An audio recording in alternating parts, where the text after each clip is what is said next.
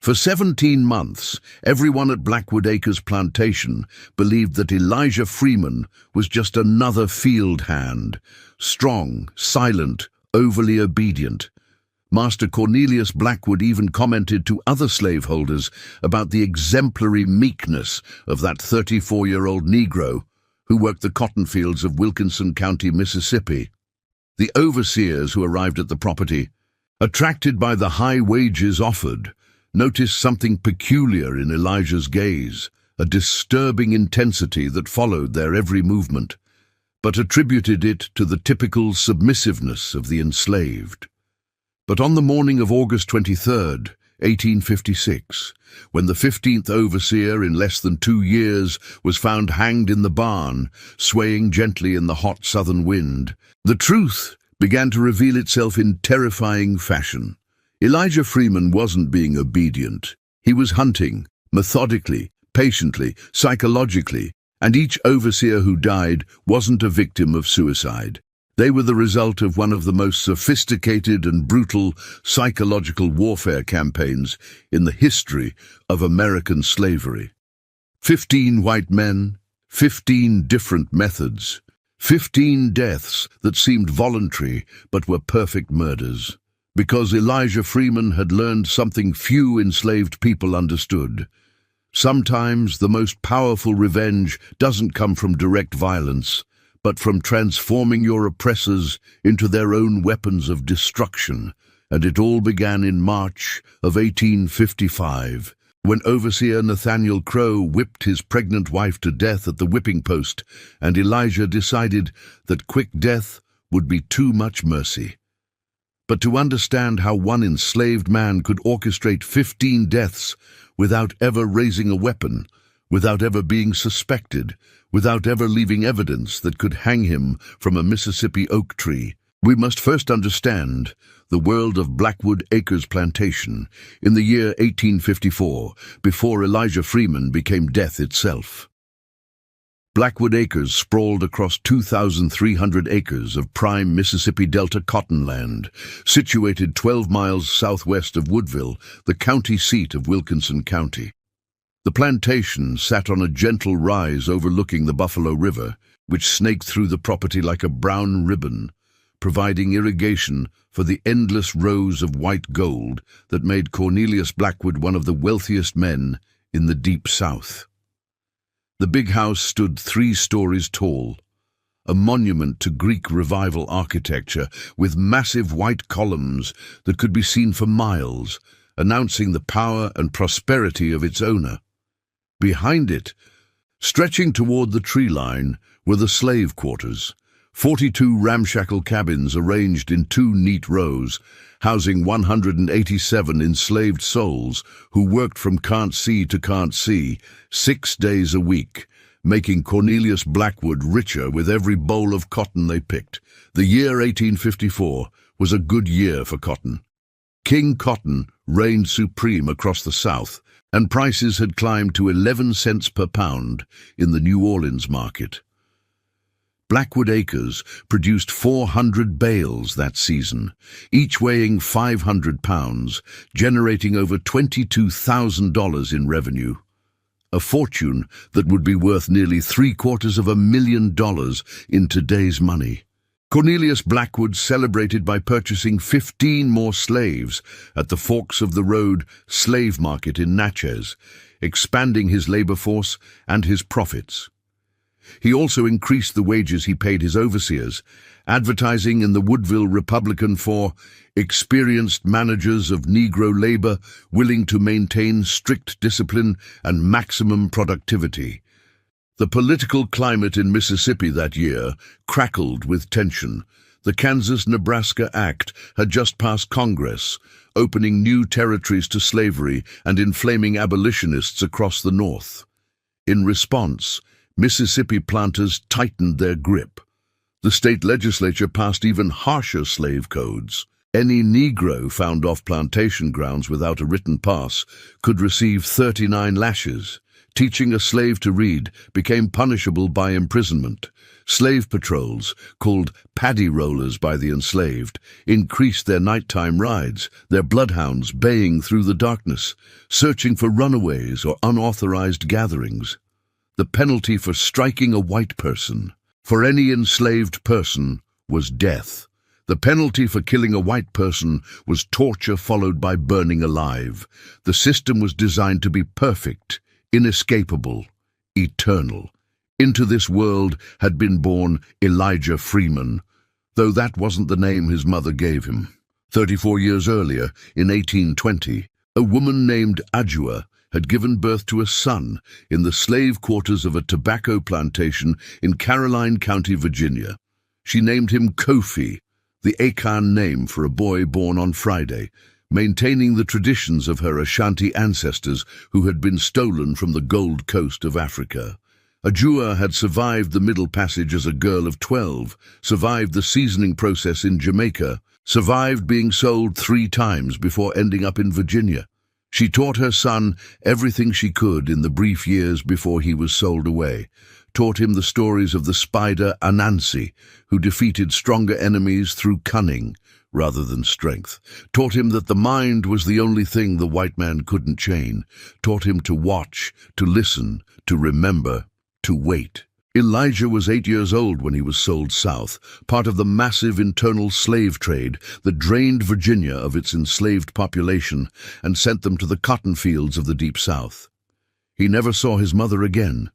He was sold twice more before his 15th birthday, each time moving deeper into the cotton kingdom, until he ended up at Blackwood Acres in 1836. Purchased for $850 as a prime field hand, strongback, no visible defects.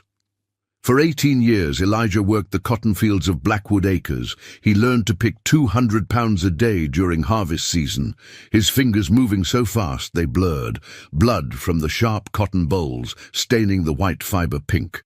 He learned to speak only when spoken to lower his eyes when white folks passed, to survive on the rations of cornmeal and salt pork that barely kept body and soul together. He learned which overseers would beat you for looking at them wrong, and which ones would beat you just because they were bored. He learned the geography of suffering, every whipping post, every set of stocks, every place where someone had died and been buried in an unmarked grave. But Elijah also learned other things. He learned that he was smarter than most of the white men who owned him. He learned to read by watching the master's children at their lessons, memorizing letters scratched in the dirt, practicing in secret by candlelight in the quarters. He learned about human nature from watching how power corrupted, how cruelty became casual, how some men needed to hurt others to feel strong. He learned patience, the deep, abiding patience of a man who knew he might only get one chance at freedom, one chance at revenge, one chance to strike back at a system designed to crush him. And most importantly, Elijah learned about fear. He learned that white men, for all their guns and whips and laws, were afraid of the very people they enslaved, afraid of uprisings like Nat Turner's rebellion in 1831, which had left nearly 60 white people dead and sent shockwaves of terror across the South. Afraid of poisoning, every plantation owner who ate food prepared by enslaved cooks wondered if today would be the day. Afraid of fire, so many mysterious blazes consuming big houses and cotton gins. Afraid, ultimately, that the system they'd built on stolen labor and stolen lives might one day devour them whole. Elijah understood that this fear was a weapon, and like any weapon, it could be wielded by someone patient enough, clever enough, cold enough. At Blackwood Acres, Elijah was known as a steady worker, not the fastest picker, but reliable, not troublesome, but not subservient enough to be a house slave either. He existed in that middle ground, visible enough to avoid suspicion, invisible enough to be overlooked. He slept in cabin 17, third from the end of the northern row. He attended the Sunday prayer meetings held by old preacher Solomon in the clearing by the river, where enslaved people gathered to sing spirituals and find what comfort they could in the promise of a better world beyond this one. He had friends, men like Moses Turner and Abraham Collins, who worked the same cotton rows, women like Sarah Johnson, who cooked in the big house kitchens and sometimes smuggled extra food to the quarters. But Elijah's closest relationship, the one that defined him, was with Ruth Carter. Ruth had arrived at Blackwood Acres in 1847, purchased at auction in Natchez for $900. She was 23 years old, born on a plantation in Alabama, with skin the color of polished mahogany and eyes that still held defiance despite everything she'd endured. The slave traders described her as breeding stock, a term that made Elijah's stomach turn because she was young, healthy, strong-hipped. Cornelius Blackwood bought her with the intention of increasing his slave population through natural increase, the polite euphemism for forced reproduction that made slavery even more profitable. Elijah first saw Ruth on her second day at the plantation, standing outside her assigned cabin, looking out over the endless cotton fields with an expression of such profound sorrow that it stopped him in his tracks. Something passed between them in that moment. Recognition, perhaps, of two souls who refused to be completely broken. They began to talk during the brief Sunday respites, sharing stories of their pasts, their losses, their dreams of freedom that seemed impossible, but sustained them nonetheless. Their courtship, if it could be called that, happened in stolen moments, a conversation by the well, a shared meal of hoe cake and greens outside their cabins. Elijah teaching Ruth the letters he'd learned, scratching them in the dirt with a stick while she kept watch for patrollers. Ruth teaching Elijah the songs her mother had sung, spirituals that carried coded messages about the Underground Railroad, about following the North Star to freedom. They jumped the broom in the spring of 1849, in a ceremony witnessed by their friends in the quarters.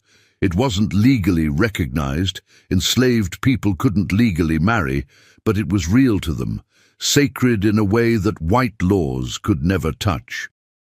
Preacher Solomon blessed their union, and they moved into cabin 17 together, creating a small pocket of home in the midst of hell.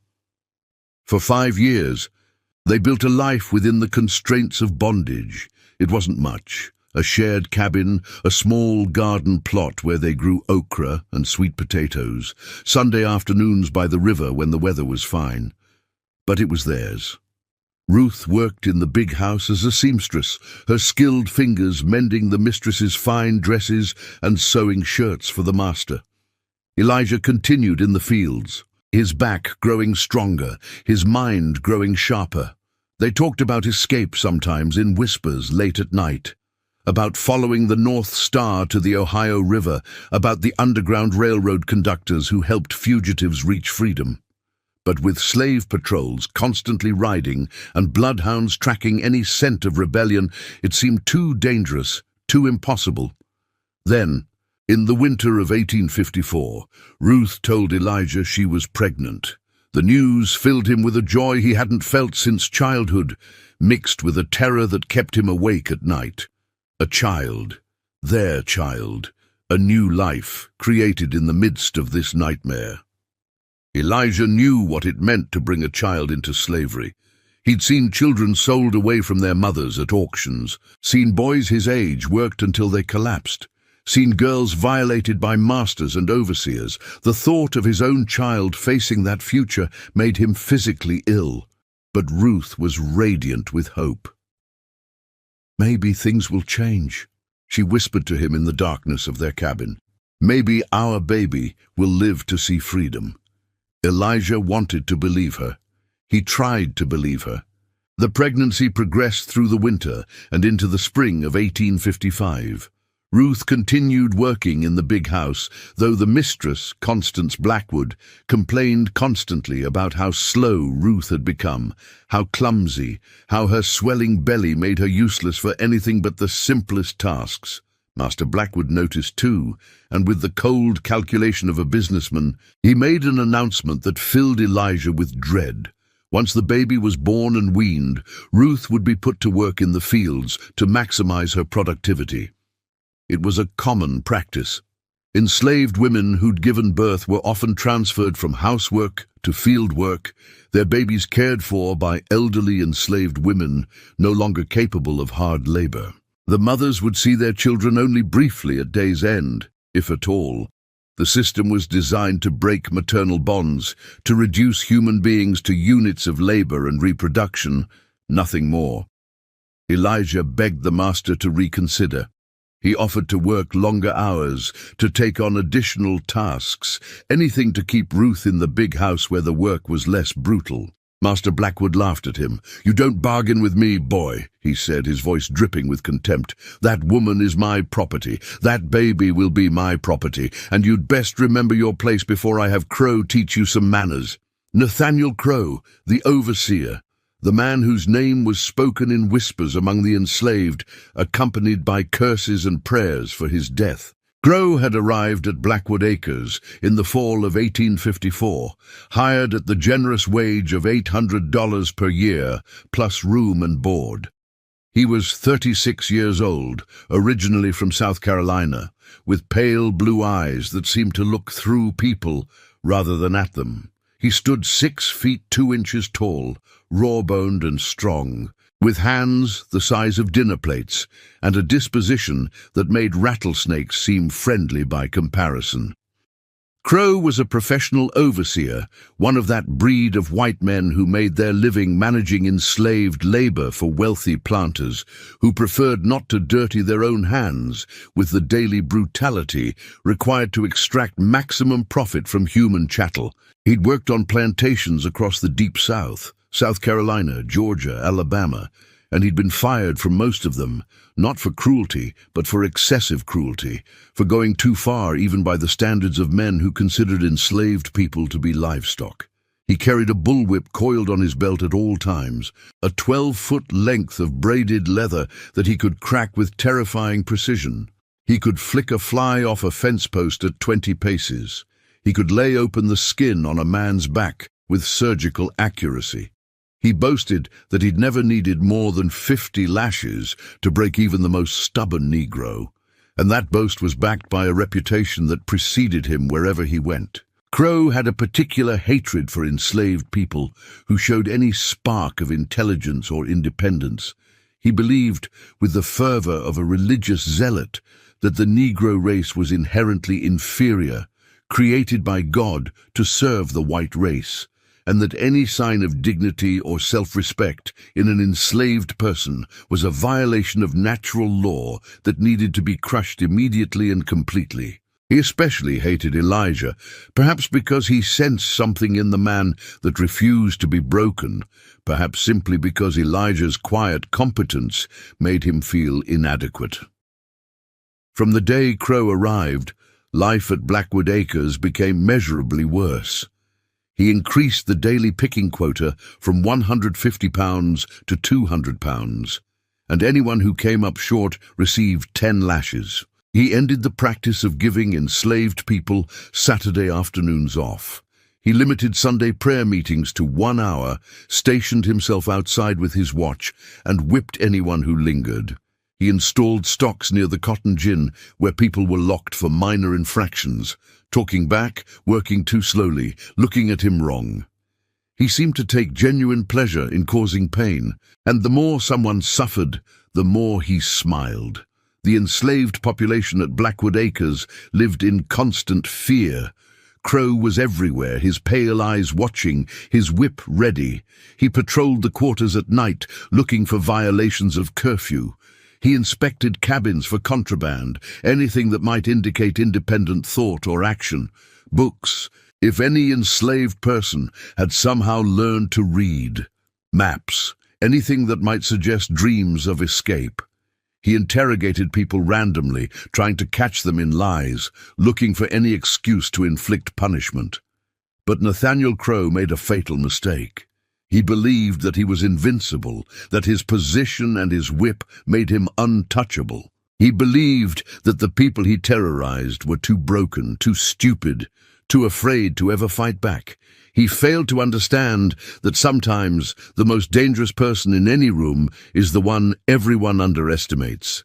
And he failed to see that Elijah Freeman was watching him, studying him, learning his patterns, his habits, his vulnerabilities, his fears, preparing for the moment when patience would finally transform into action. That moment came on March 17th, 1855. A cold, gray Saturday morning when winter refused to release its grip on Mississippi. Ruth was 8 months pregnant, moving slowly through her work in the big house. She'd been mending curtains in the parlor when she accidentally knocked over a small crystal vase on the windowsill. The vase shattered on the hardwood floor, scattering glass shards across the expensive Persian rug. Mistress Constance heard the crash and came running, her face already twisted with rage before she even saw what had happened. The vase had been a gift from her mother, imported from Boston, worth $20, more than most enslaved people would earn in their lifetime if they'd been paid for their labor. "You clumsy, stupid girl!" the mistress shrieked, her voice shrill enough to hurt the ears. "That vase was irreplaceable. You've destroyed it with your carelessness." Ruth tried to apologize, tried to explain that it was an accident, that she'd simply lost her balance because of the pregnancy. But Constance Blackwood was beyond reason. She slapped Ruth across the face hard enough to snap her head sideways. "Don't make excuses, you worthless creature. You'll pay for this." Master Blackwood emerged from his study, disturbed by the commotion. When his wife explained what had happened, he sighed with annoyance. "It's just a vase, Constance. The girl didn't mean any harm." "Just a vase." His wife's voice rose to a screech. "That Negro has been nothing but trouble since she got pregnant. Lazy, clumsy, useless. She needs to be taught a lesson about respecting our property." "She is our property," Cornelius pointed out. "Then teach her to behave like it. Have Crow give her a whipping. Maybe that will knock some sense into her thick skull." Cornelius hesitated. Whipping a pregnant woman was risky. It could cause a miscarriage, and that would mean losing both the future labor of the unborn child and potentially the mother's labor if she was injured too severely. But his wife was watching him with eyes that demanded he assert his authority. And in the hierarchy of a plantation household, keeping the mistress happy often took precedence over maximizing profit. "Very well," he said, "but tell Crow to be careful. She's valuable property." Ruth was dragged out to the whipping post that stood in the yard between the big house and the quarters, positioned there deliberately so that every enslaved person could see what happened to those who displeased the master. It was a thick oak post, 10 feet tall, with iron rings bolted near the top where a person's wrists would be tied, stretching them up on their toes so that their back was exposed and taut. The ground around the post was stained dark with the blood of dozens of people who'd been whipped there over the years. Word spread through the quarters within minutes. Elijah was in the cotton gin, helping repair a broken gear, when Moses ran in to tell him. "Crow's got Ruth at the post," Moses said, his voice tight with urgency. "Master ordered a whipping for breaking something in the house." Elijah's blood turned to ice. He dropped the tools he was holding and ran toward the big house, his heart hammering against his ribs. Other enslaved people were already gathering, drawn by the terrible magnetism of witness suffering, by the need to show solidarity, even if they couldn't intervene. Overseer Crow stood by the post, his whip already uncoiled, testing its weight in his hand. Ruth was being tied to the post by 2 field hands who'd been ordered to assist, their faces sick with shame at being forced to participate. "Stop!" Elijah shouted as he ran up. "Please, Master Blackwood, she's 8 months pregnant. The baby is my concern, not yours," Cornelius said coldly from the porch of the big house where he stood watching. "Your woman needs to learn discipline. Crow, proceed, but carefully."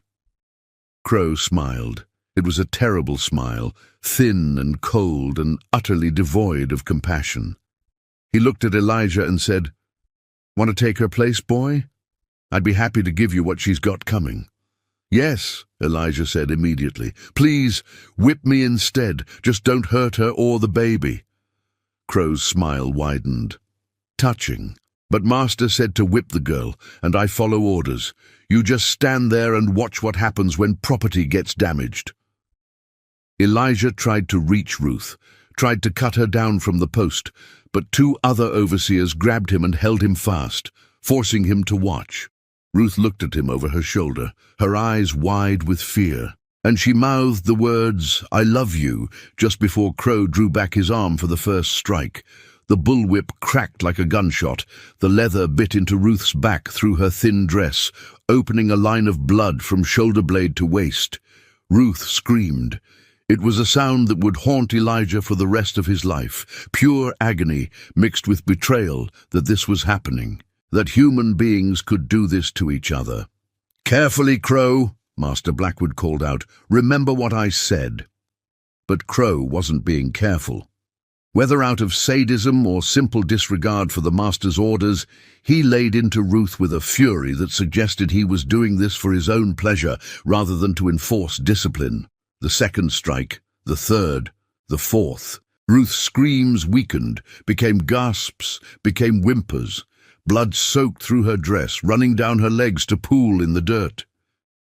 The gathered enslaved people began to weep and pray, some of them turning away because they couldn't bear to watch. Elijah fought against the men holding him with such force that it took 4 of them to keep him restrained. He was screaming, begging, pleading for them to stop. The overseers holding him laughed at his desperation. Crow raised his arm for the 10th strike. The whip came down, and Ruth's body went suddenly, terribly limp.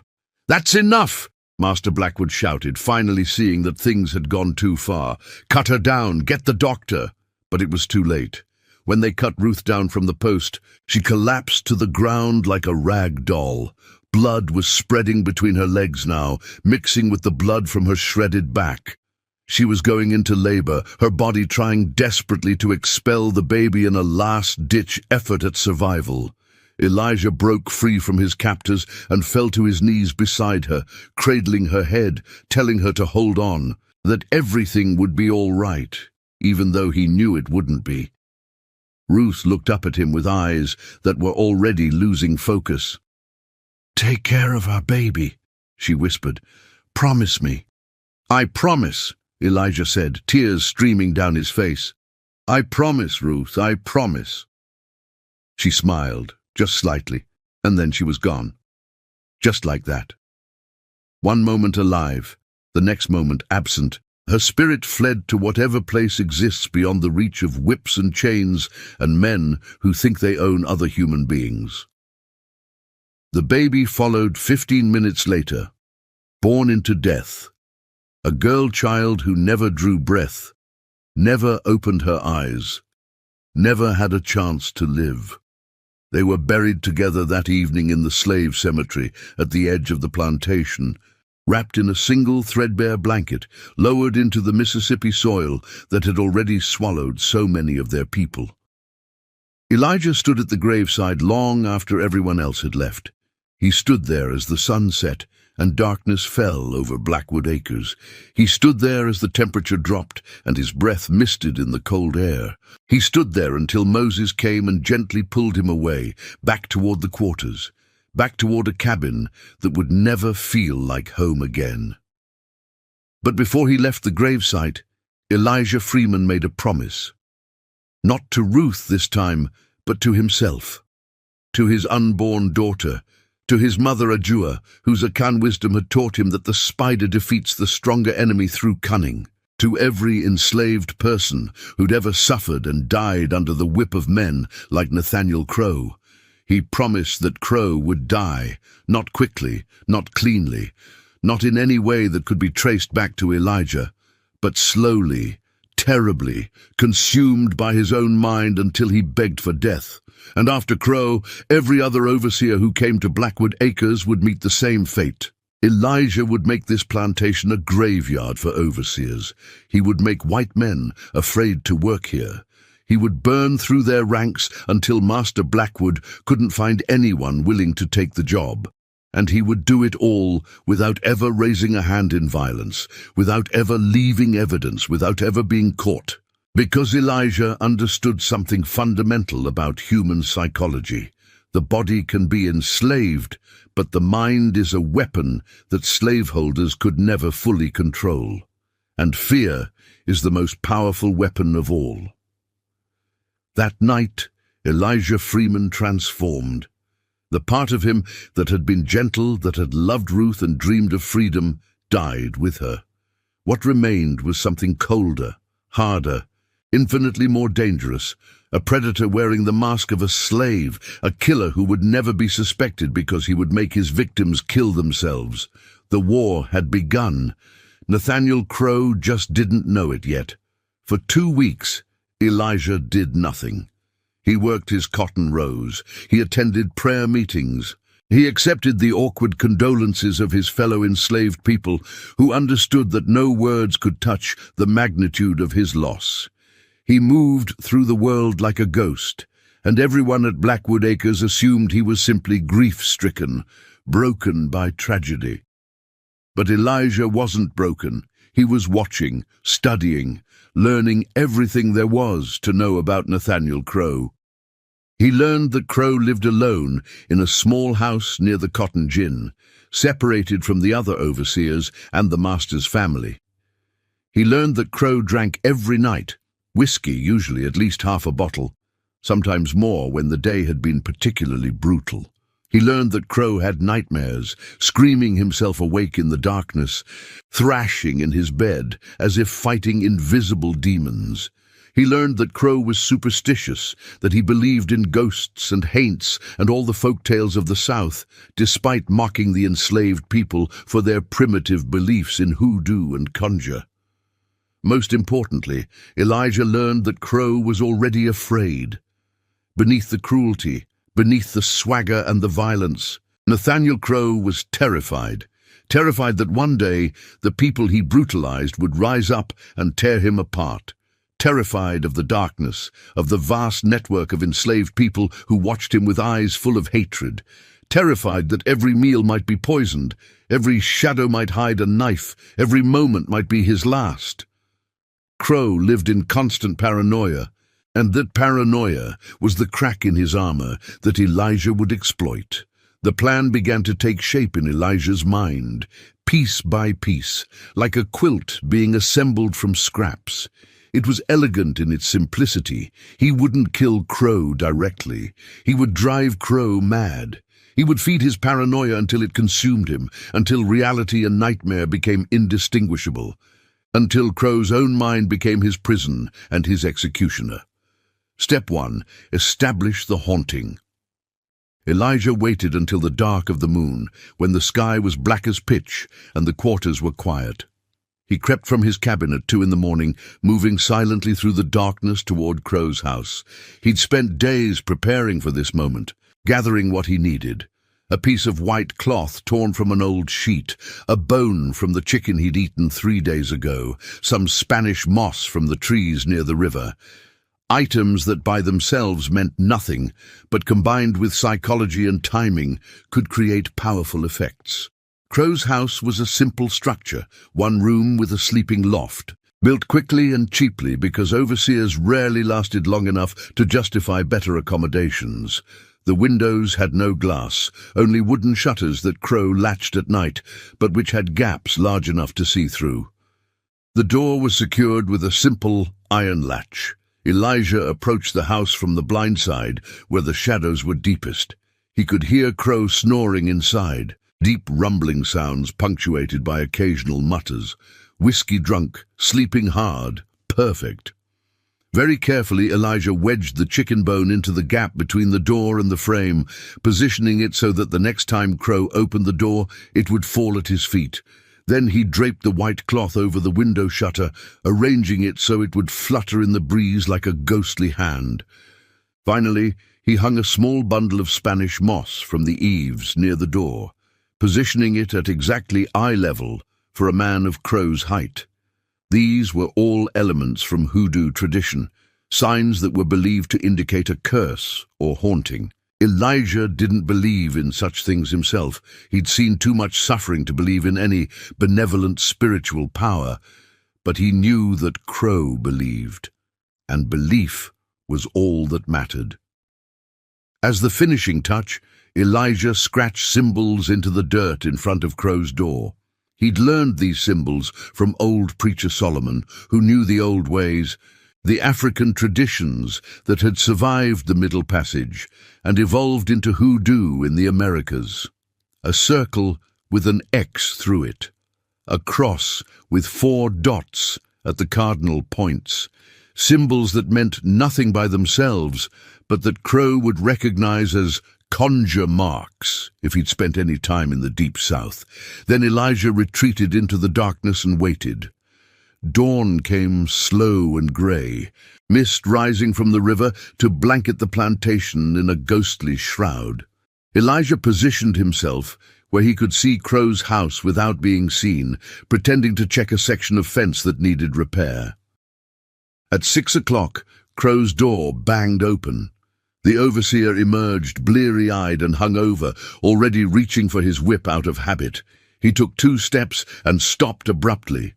The chicken bone had fallen right at his feet, pale and stark against the dark earth. Crow stared at it for a long moment, his brow furrowing. Then he looked up and saw the white cloth fluttering on his window shutter. His face went pale. He spun around and nearly walked into the Spanish moss hanging from the eaves, jerking back as if it had tried to attack him. His eyes dropped to the ground, scanning and locked onto the symbols scratched in the dirt. "What in the hell?" Crow muttered. He kicked at the symbols, trying to obliterate them, but his hands were shaking. He tore down the cloth and the moss, throwing them away from his house as if they were contaminated. But the bone he wouldn't touch. He left it lying where it had fallen and hurried away toward the big house, looking over his shoulder every few steps. Elijah watched this reaction with satisfaction. The first seed had been planted. Now he just had to water it and watch it grow. Over the next week, Elijah continued his psychological assault. Every few nights, he would leave new signs. Sometimes it was more bones arranged in patterns. Sometimes it was a bundle of feathers tied with red thread and hung from a tree branch Crow would pass. Sometimes it was nothing physical at all, just sounds in the darkness, soft moaning or whispered words that could have been the wind but sounded eerily like voices saying murderer or Ruth. Crow began to unravel. He complained to Master Blackwood that the Negroes were working conjure against him, that he was being cursed. Cornelius laughed it off. "You're letting superstition get the better of you, Crow. These people can't hurt you with chicken bones and voodoo nonsense." But Crow knew better, or thought he did. He started drinking more, trying to drown the fear. He stopped sleeping well, jerking awake at every sound. He became more brutal in his treatment of the enslaved people, as if increasing violence would somehow protect him. But that only fed Elijah's campaign, because it gave Elijah moral justification for what came next. Phase 2. The Visions. Elijah recruited help, though he never told anyone the full extent of his plan. He approached Sarah Johnson, who worked in the big house kitchens and had loved Ruth like a sister.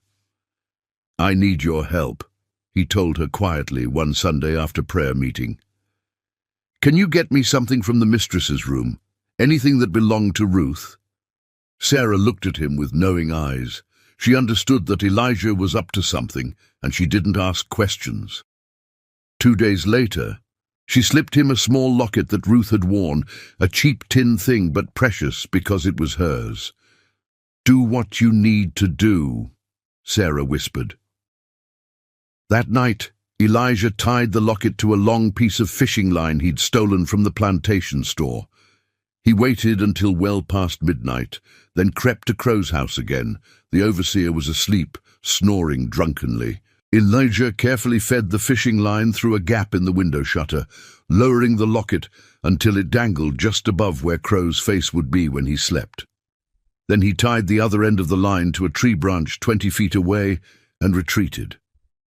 At 3 in the morning, When the human mind is at its most vulnerable, Elijah returned. He found the end of the fishing line and began to pull it very gently, making the locket swing back and forth above Crow's face, the metal catching the faint moonlight that filtered through the window.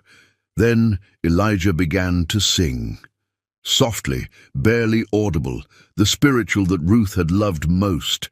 Steal away, steal away, steal away to Jesus. Steal away home. I ain't got long to stay here. Inside the house, Crow stirred. Elijah saw him through the window gap, sitting up slowly, his eyes opening. The overseer stared at the locket swinging above him, his face twisting with confusion and then horror. "What?" he croaked. Elijah sang a little louder. "My Lord, he calls me by the thunder. The trumpet sounds within my soul. I ain't got long to stay here." Crow scrambled backward in his bed, pressing himself against the wall, his eyes locked on the swinging locket. "This isn't real," he said to himself. "I'm dreaming. Too much whiskey." But Elijah kept singing, his voice floating through the darkness like a ghost's voice, and the locket kept swinging, hypnotic and impossible. Crow reached out with a shaking hand and grabbed the locket. The moment he touched it, Elijah released the fishing line, making it seem as if the locket had simply appeared in Crow's hand from nowhere. The overseer screamed and threw it across the room. Elijah slipped away into the darkness, leaving Crow to his terror. The next morning, Crow looked like he'd aged 10 years overnight. His hands shook as he tried to drink his coffee. His eyes were bloodshot and wild, darting to every shadow. Master Blackwood noticed and asked if he was ill. "Something's wrong with this place," Crow muttered. "Something evil. That woman I whipped, the pregnant one, she's come back. I've seen her. Heard her." "You've seen a ghost?" Cornelius tried not to laugh. "Mock me if you want," Crow snapped, "but I know what I saw. She's haunting me, trying to drive me mad."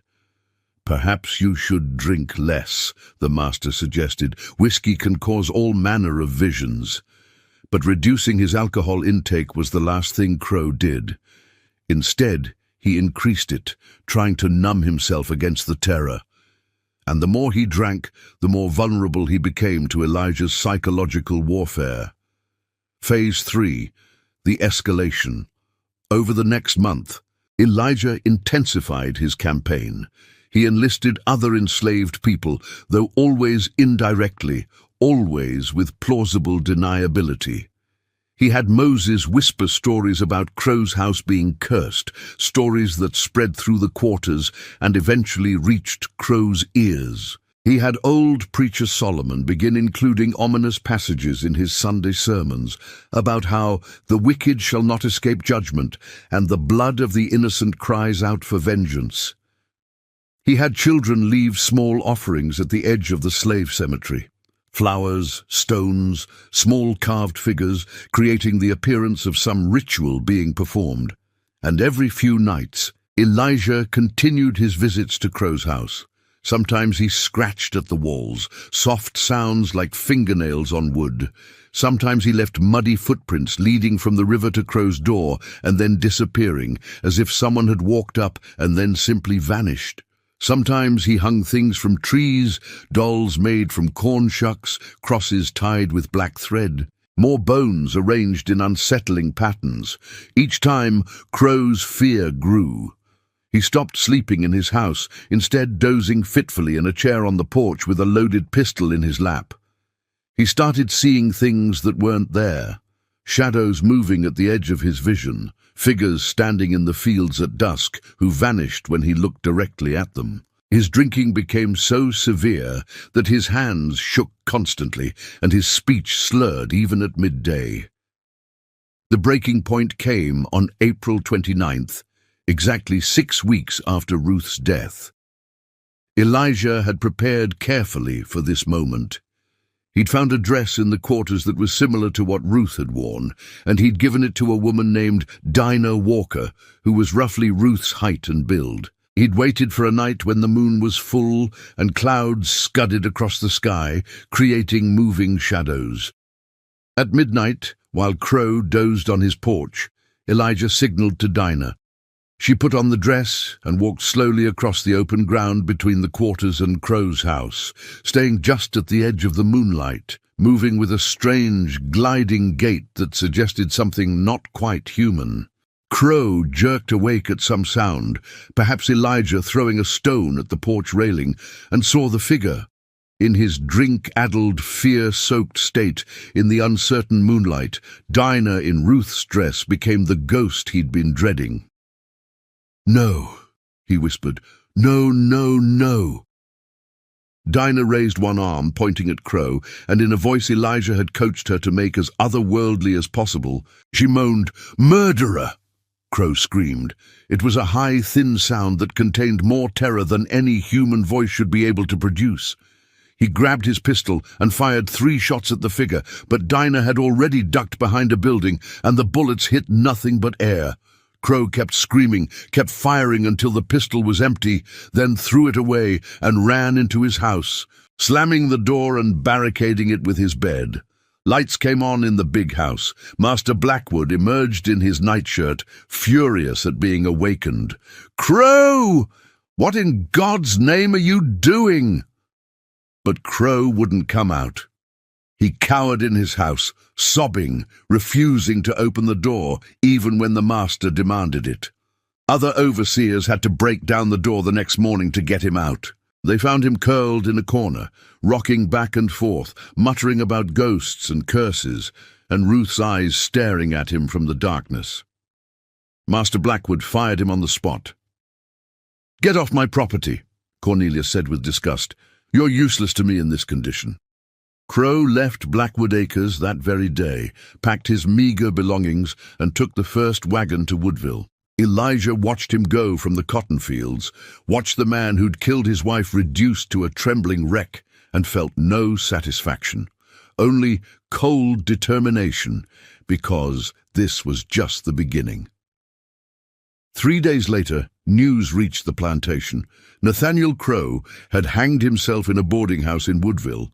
He'd used his own belt, fastened it to a ceiling beam, and stepped off a chair. The landlady found him in the morning, his face purple, his eyes bulging, his tongue protruding between blue lips. He'd left no note. But witnesses at the tavern the night before said he'd been drinking heavily and muttering about being haunted, about how he couldn't escape the ghost no matter where he went. The first overseer was dead, 14 more to go. Master Blackwood hired a replacement within a week. This one was named Marcus Thorne, 32 years old, from Alabama, with a reputation for being firm but fair, according to the recommendation letters he carried. Cornelius hoped that Thorne would restore order to Blackwood Acres, which had fallen into disarray during the brief period without a head overseer. Thorne lasted 3 months. Elijah studied him just as carefully as he'd studied Crow.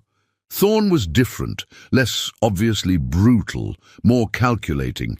He didn't whip people for minor infractions. He used psychological pressure instead, playing enslaved people against each other, creating rivalries and suspicions. He was smart, which made him more dangerous than Crow, but also more challenging to defeat. Elijah adapted his tactics. With Thorne, the supernatural approach wouldn't work. The man was a skeptic who mocked superstition.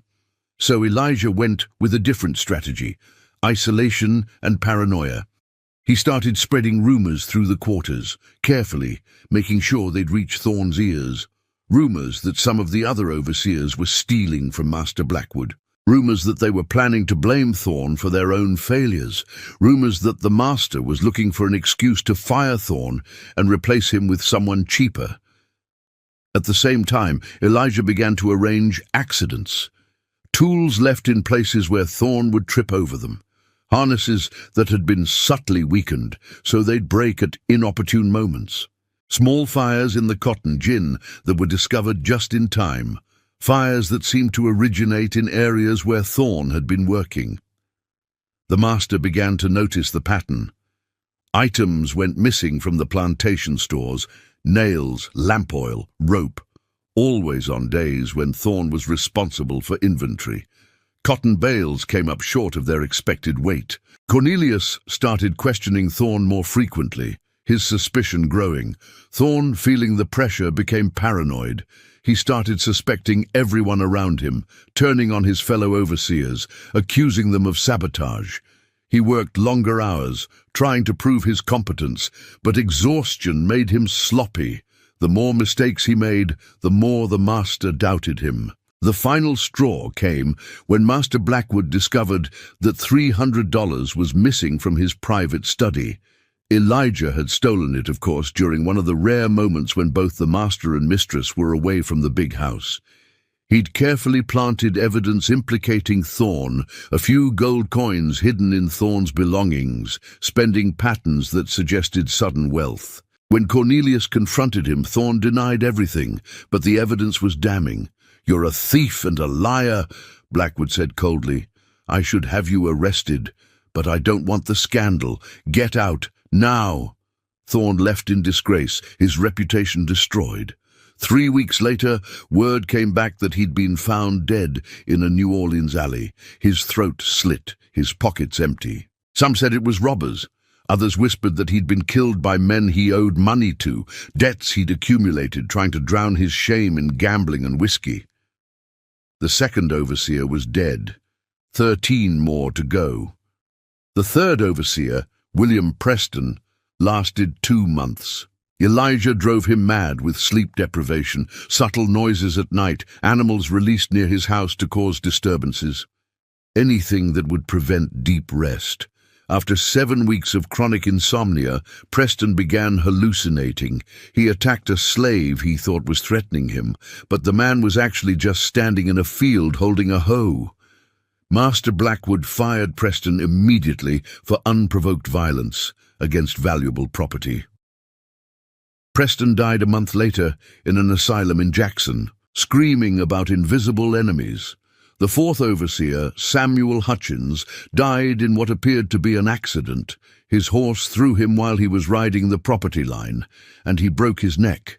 But Elijah had spooked that horse deliberately by hiding in the bushes and making a sudden loud noise at precisely the right moment, 1/4 of the way through his vendetta. By the time the fifth overseer died, poisoned by water hemlock that Elijah had slipped into his canteen, Master Blackwood was becoming seriously concerned.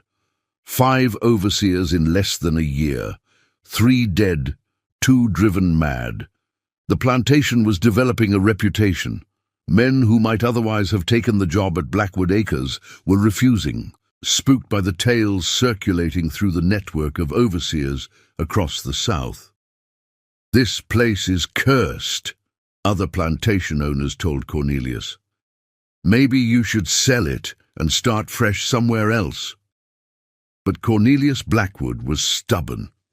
He'd built his fortune at Blackwood Acres, and he'd be damned if he'd let superstition drive him away. He raised the wages he offered overseers to $1,000 per year, a princely sum.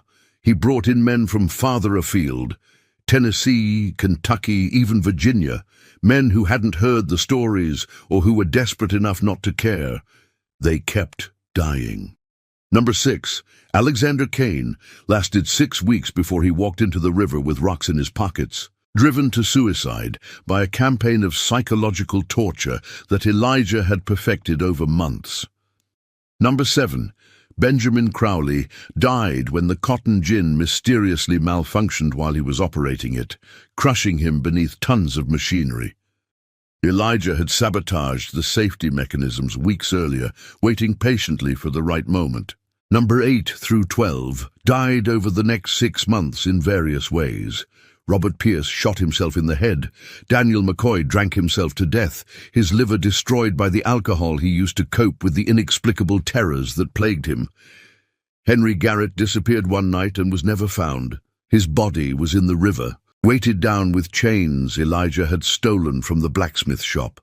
Luther Evans went mad and attacked Master Blackwood himself, forcing the other overseers to shoot him. Vincent Shaw died from what the doctor called spontaneous heart failure. But it was actually a subtle poison Elijah had administered over weeks, a compound derived from foxglove that mimicked natural heart disease. By the spring of 1856, Cornelius Blackwood was a changed man. The confident, prosperous plantation owner had become nervous, jumpy, constantly looking over his shoulder. He'd spent thousands of dollars on overseer salaries for men who never lasted long enough to earn them.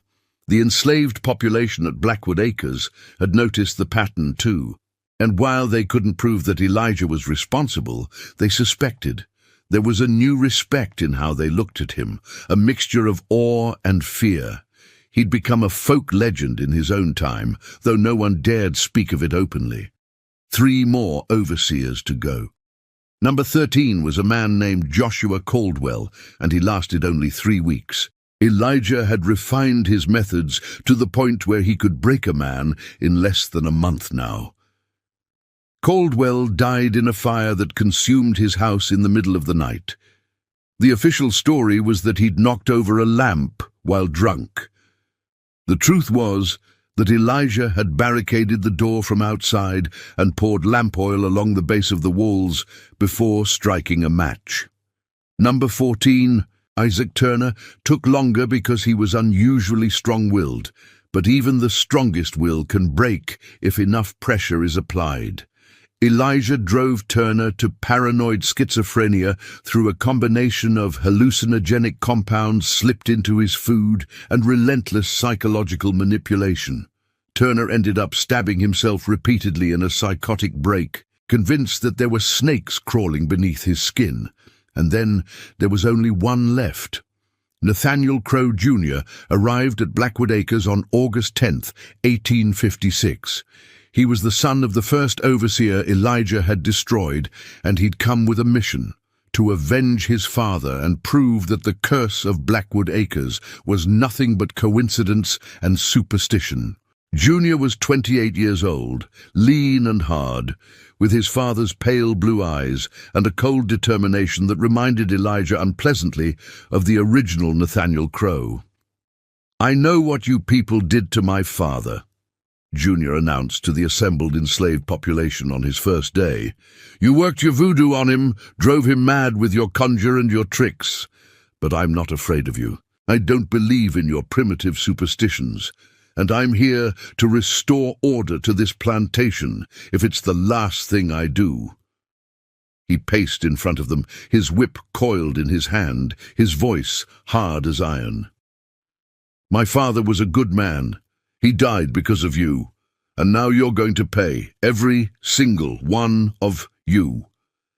Elijah stood in the back of the crowd, watching this performance, and felt something he hadn't felt in over a year: genuine anger, not the cold, calculated fury that had driven his campaign, but hot, immediate rage.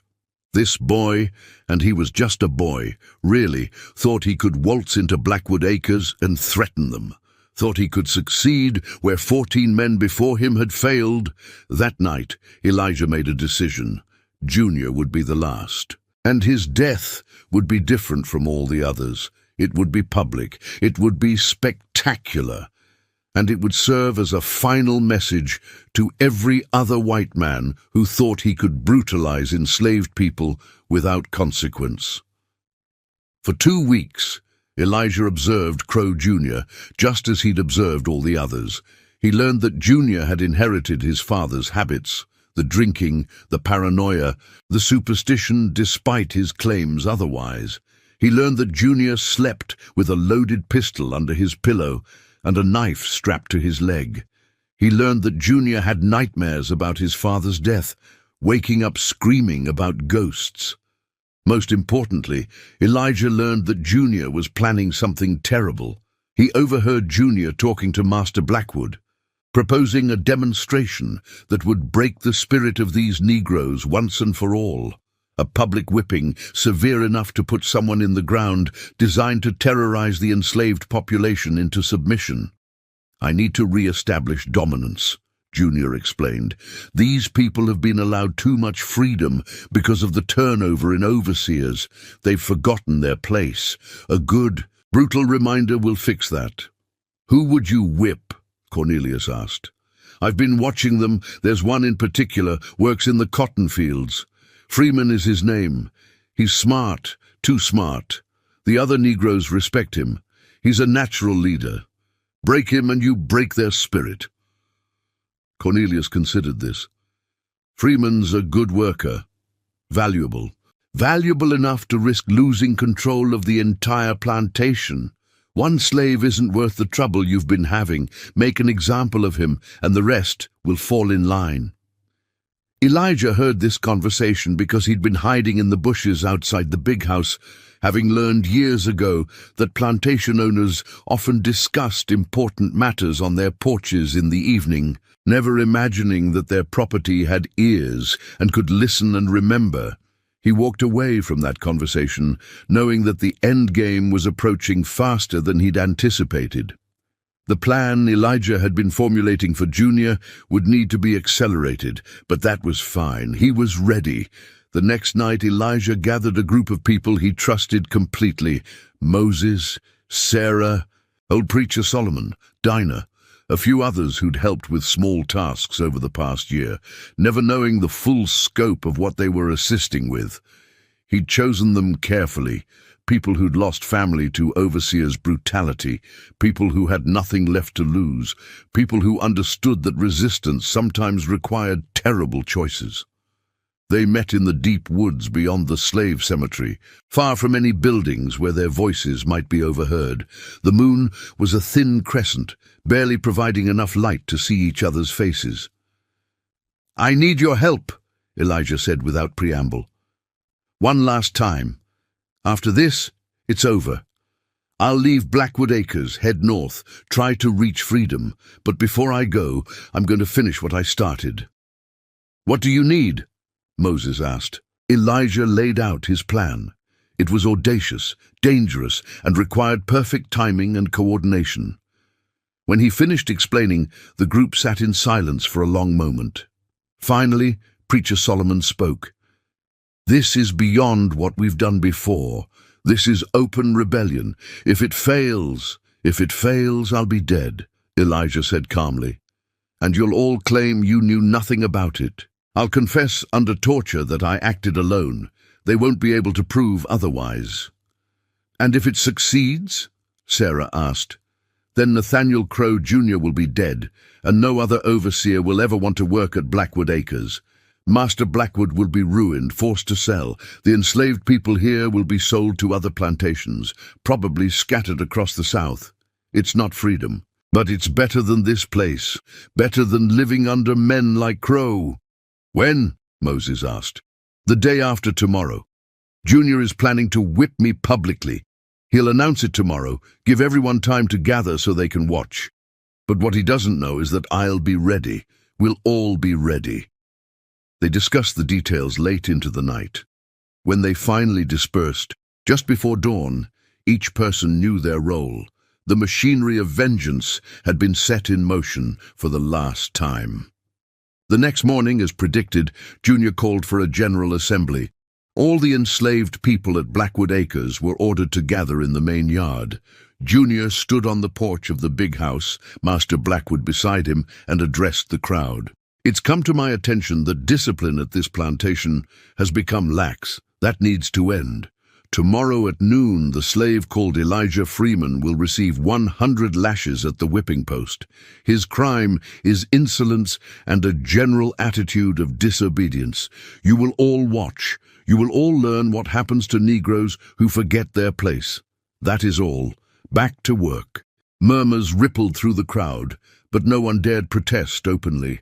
As they dispersed, several people caught Elijah's eye, silently asking if the plan was still on. He nodded, just once, confirming. That night, Elijah didn't sleep. He sat in his cabin, the one he'd shared with Ruth, and thought about everything that had led to this moment. 15 overseers dead or destroyed. 17 months of careful, methodical, psychological warfare. And tomorrow it would all come to an end, one way or another. He thought about his mother, Adjua, who'd been stolen from Africa and had taught him that cunning defeats strength. He thought about Ruth and their unborn daughter, buried in the slave cemetery just beyond the tree line. He thought about every enslaved person who'd ever suffered under the whip, every child sold away from their mother, every dream of freedom crushed beneath the machinery of slavery. "Tomorrow," he whispered to the darkness, "tomorrow it ends." Dawn came grey and humid, the air thick with moisture that promised afternoon thunderstorms. Perfect weather for what Elijah had planned. The morning passed in a strange, suspended state, everyone at Blackwood Acres going through the motions of their normal routines while knowing that something momentous was about to happen. At 11:30, the enslaved population began gathering in the main yard, as ordered. Junior stood by the whipping post, his father's old bullwhip in hand. He'd brought it with him as a sort of talisman, a way to honor his father's memory. Master Blackwood watched from the porch, Mistress Constance beside him. The other overseers formed a loose perimeter around the yard. Elijah walked toward the post at exactly noon, his head high, his shoulders squared. He showed no fear, no hesitation. Several people in the crowd began to pray quietly. "Strip to the waist," Junior ordered.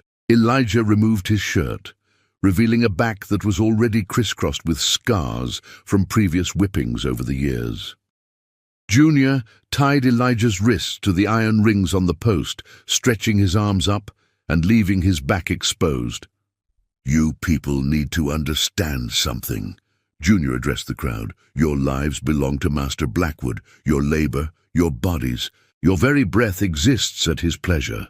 Any resistance, any insolence, any suggestion that you think you're equal to white people will be met with punishment. This man," he gestured at Elijah, "has been too proud for too long. Today I break that pride." He drew back the whip, preparing for the first strike.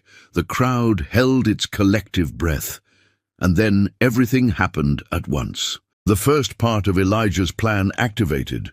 Moses, positioned in the crowd, suddenly collapsed to the ground, writhing and screaming as if having a seizure. It was an act, carefully practiced, but convincing enough that several overseers instinctively moved toward him to investigate. In that moment of distraction, Sarah, who'd been working in the big house kitchen all morning, executed her role. She'd poisoned the water pitcher that Junior had been drinking from throughout the morning, not with enough poison to kill, but with a compound that Elijah had carefully measured out, derived from Jimson weed, known for causing hallucinations, confusion, and violent behavior. The poison hit Junior's system at precisely the moment he raised his whip. His vision swam, the world tilted. He saw the crowd of enslaved people, but their faces seemed to morph, becoming skeletal, demonic. He saw his father standing among them, pale and dead-eyed, pointing an accusing finger. "Murderer," his father's ghost seemed to say. "You'll die like I did." Junior screamed and staggered backward, the whip falling from his nerveless fingers. "No! Get away from me!" Master Blackwood stood up on the porch, alarmed. "Crow, what's wrong?" But Junior wasn't hearing him. The Jimson weed had fully taken hold, plunging him into a waking nightmare. He pulled his pistol and began firing wildly into the crowd, not aiming at anyone in particular, just shooting at the hallucinations that tormented him. People screamed and scattered. One of the overseers tried to tackle Junior, but Junior fought him off with surprising strength, the kind of manic energy that comes from complete psychotic break. In the chaos, Preacher Solomon and two other men cut Elijah down from the whipping post. Elijah grabbed Junior's dropped whip and advanced on the overseer, who was now on his knees, sobbing and pleading with invisible demons. "Please," Junior begged. "Father, I'm sorry I couldn't save you. I'm sorry." "Your father was a murderer," Elijah said coldly, standing over him. "He killed my wife and my child. He killed dozens of others, and you came here to continue his work." Junior looked up at Elijah, but his eyes were glassy, unseeing. He was completely lost in his hallucinations. "The ghosts," he whispered. "They're real, they're everywhere. They're coming for me." "Yes," Elijah said, "we are." What happened next happened very quickly. The overseers, seeing Elijah standing over Junior with a whip, assumed he was about to kill the man. They rushed forward to stop him, but Moses and several other strong men from the fields intercepted them, and a massive brawl erupted. Fists flew, men went down. The yard became a scene of controlled chaos. Master Blackwood was screaming orders from the porch, but no one was listening. The entire social structure of the plantation was collapsing in real time, and in the midst of the chaos, Elijah made his move. He dropped the whip and picked up Junior's pistol, which still had 2 rounds left. He aimed it not at Junior, but at the chains that had been prepared to restrain anyone who tried to escape during the whipping. He fired twice, shattering the chains. "Run!" he shouted to the crowd. "Everyone who wants to live, run now! Head for the river! We'll split up, some north, some south. The patrollers can't catch us all." For a moment, no one moved. The enormity of what Elijah was suggesting, open rebellion, mass escape, was too much to process. Then Sarah shouted, "He's right, this is our chance, run!" And like a dam breaking, the enslaved population of Blackwood Acres began to move. Not all of them. Some were too terrified, too conditioned to obedience, too afraid of the consequences.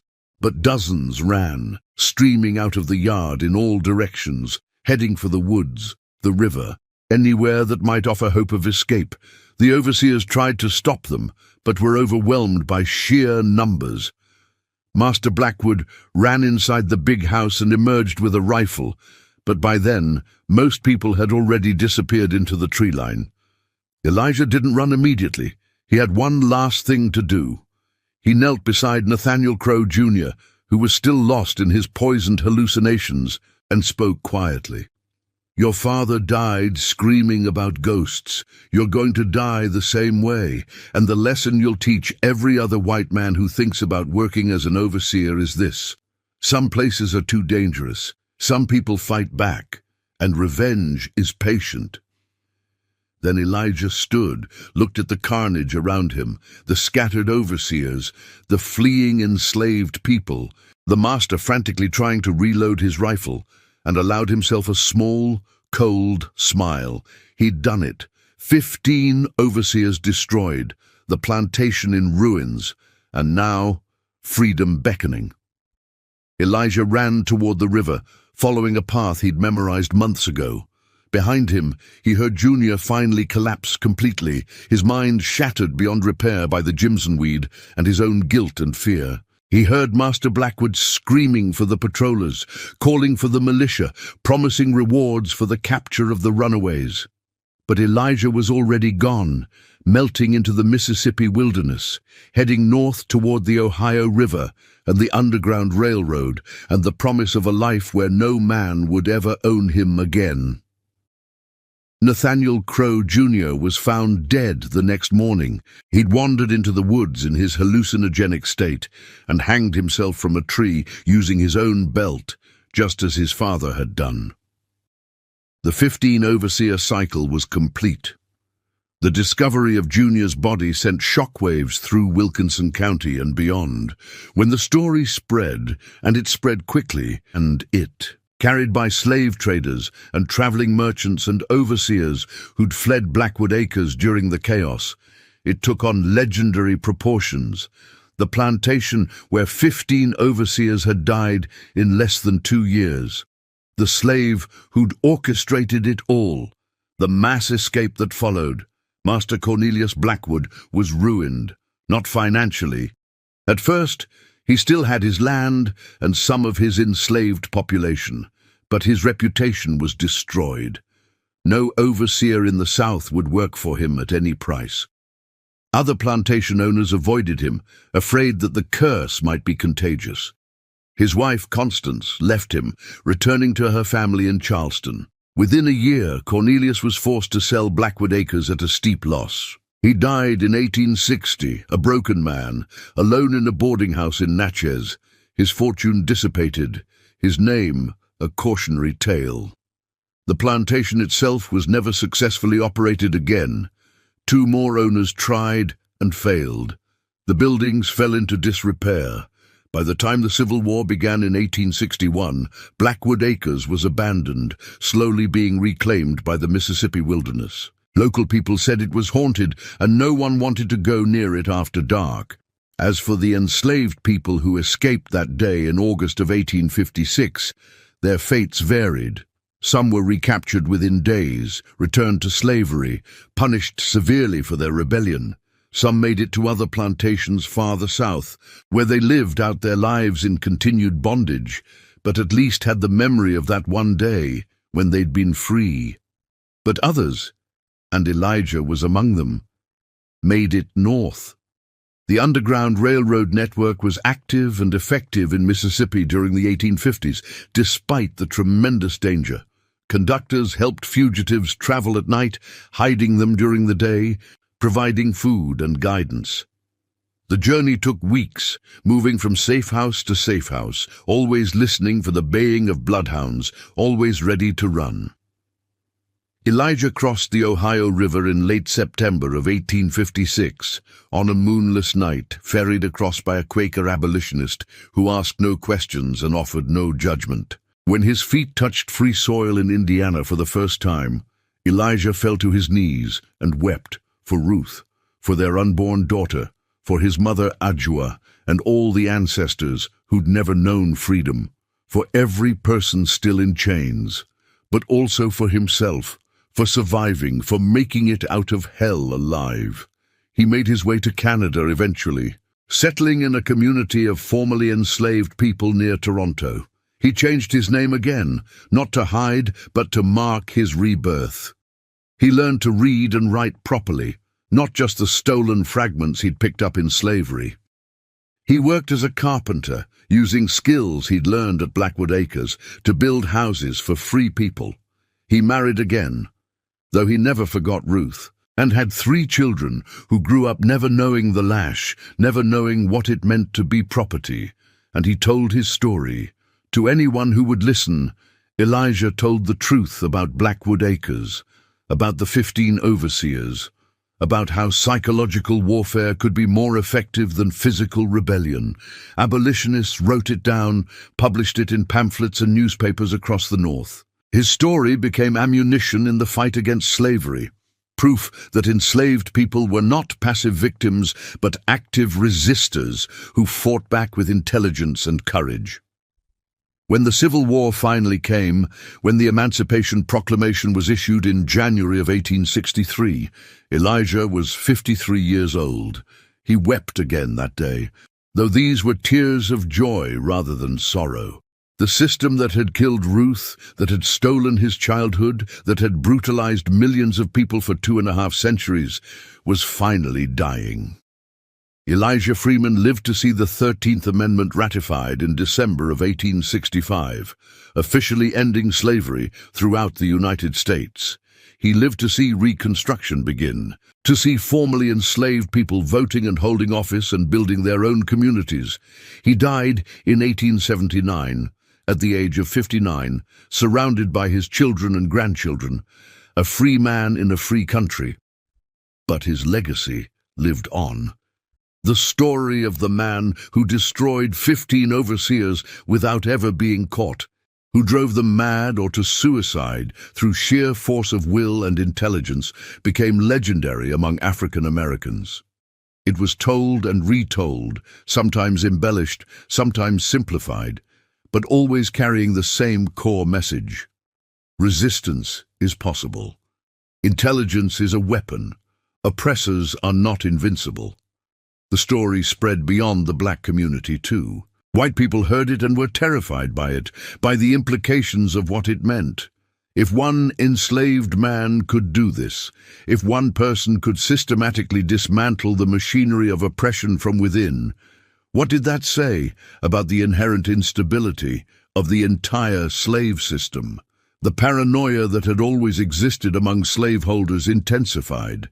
They slept with guns under their pillows. They tasted their food carefully.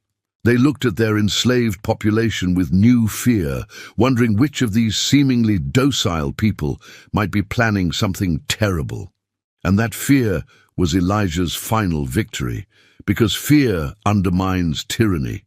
Fear makes oppressors hesitant. Fear creates cracks in the foundation of injustice. And through those cracks, eventually, freedom grows. Historians who study the American slavery period have documented dozens of cases similar to Elijah Freeman's, though few as systematic or successful. Enslaved people who resisted through sabotage, through psychological warfare, through carefully planned campaigns of revenge. These stories were deliberately suppressed in the years after the Civil War, as white Southern historians tried to create the myth of the contented slave and minimize the reality of constant, ongoing resistance.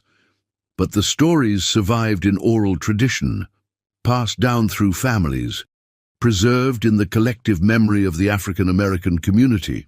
And in recent decades, as historians have begun to seriously examine these narratives, a more complete picture of the slavery era has emerged.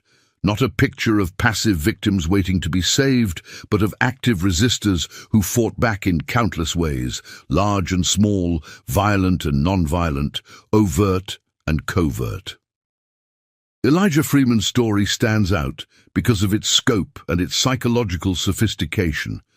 15 men driven to destruction by one man who never used direct violence, who always maintained plausible deniability, who turned the oppressor's own fears and weaknesses against them. It's a masterclass in asymmetric warfare, in how the powerless can defeat the powerful through intelligence and patience. But beyond the tactical brilliance, there's a deeper truth in Elijah's story.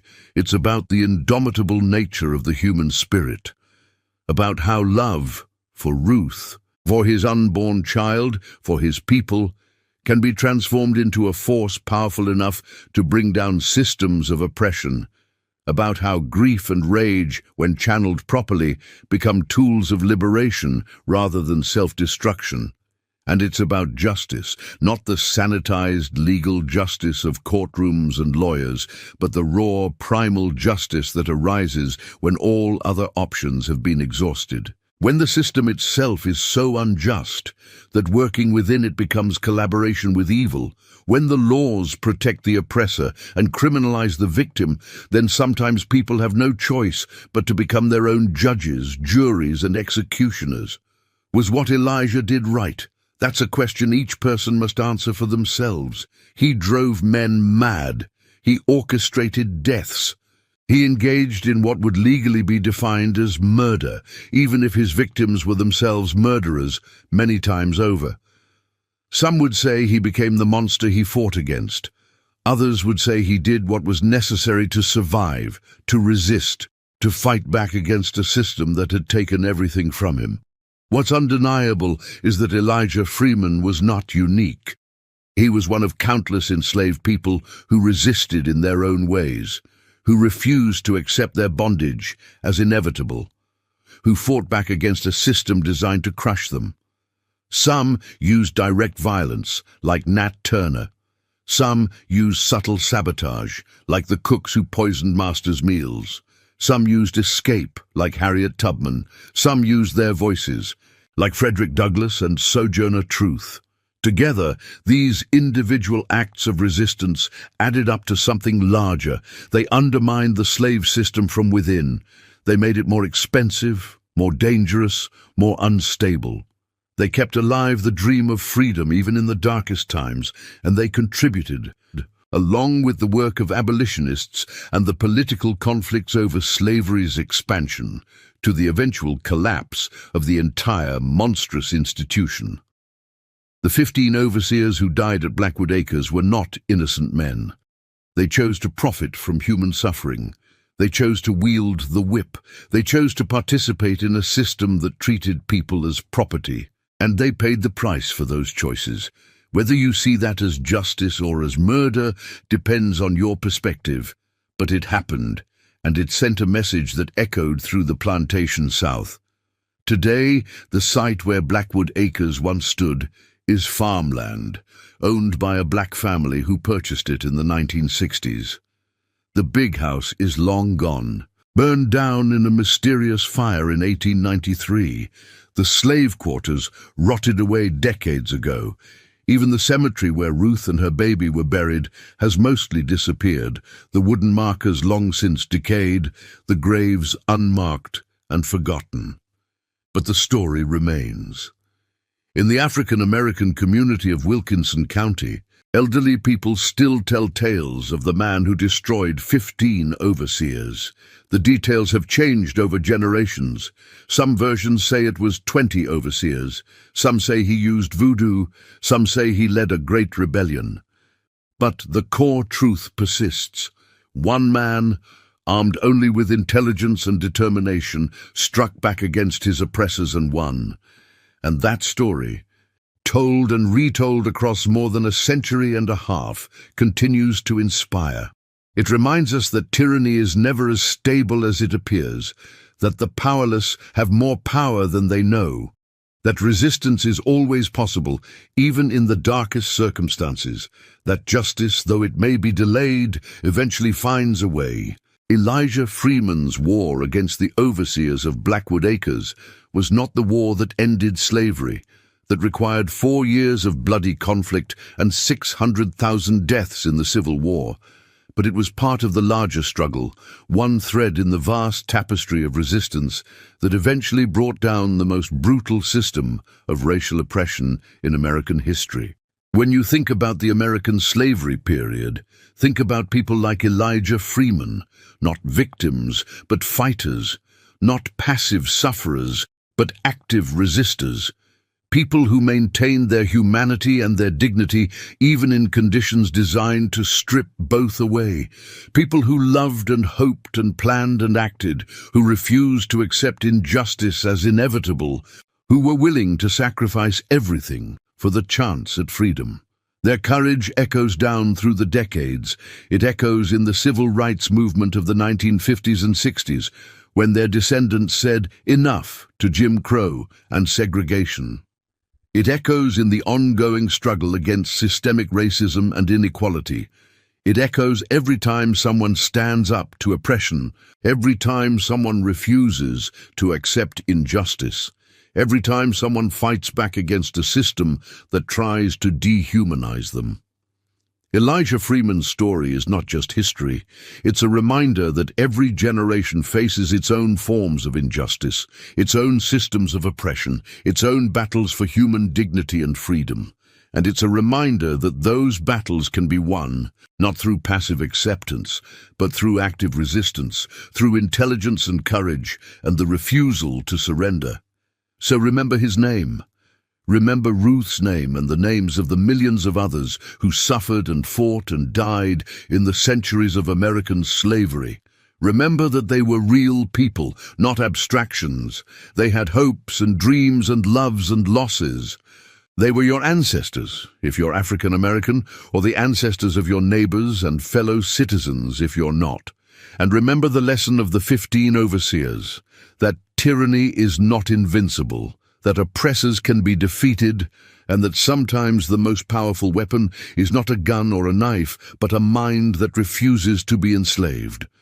If you found this story powerful, if it moved you or made you think, then share it. The stories of resistance during slavery were suppressed for generations, buried beneath lost cause mythology and racist revisionist history. But they're being recovered now, piece by piece. And they need to be told.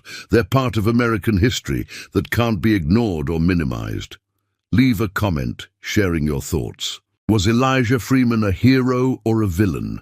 Was his campaign of revenge justified? What would you have done in his place? These are not easy questions, and they don't have simple answers. But they're questions worth grappling with because they force us to think seriously about justice and resistance and what we owe to the oppressed. And if you want to learn more about resistance during slavery, seek out the stories. Read the slave narratives, the first-hand accounts of people who lived through that nightmare and survived to tell about it. Read about the Stoner Rebellion, about Denmark Vesey, about Nat Turner, about the Underground Railroad, about the thousand small acts of sabotage and resistance that made the slavery system less stable and more costly to maintain. These stories matter. They matter because they're true. They matter because they teach us about human nature at its best and worst. They matter because they remind us that progress is never inevitable, that freedom has to be fought for in every generation, that the arc of the moral universe only bends toward justice when people bend it. Elijah Freeman bent it. 15 overseers learned that lesson the hard way. And the plantation system in Wilkinson County, Mississippi, was never quite the same afterward. Remember his name. Remember his war. Remember that resistance is possible. Remember that justice, though delayed, eventually comes. And never, ever forget that every person in chains is a human being with the same capacity for intelligence, for courage, for love, and for righteous fury that you have. Underestimate that at your own peril.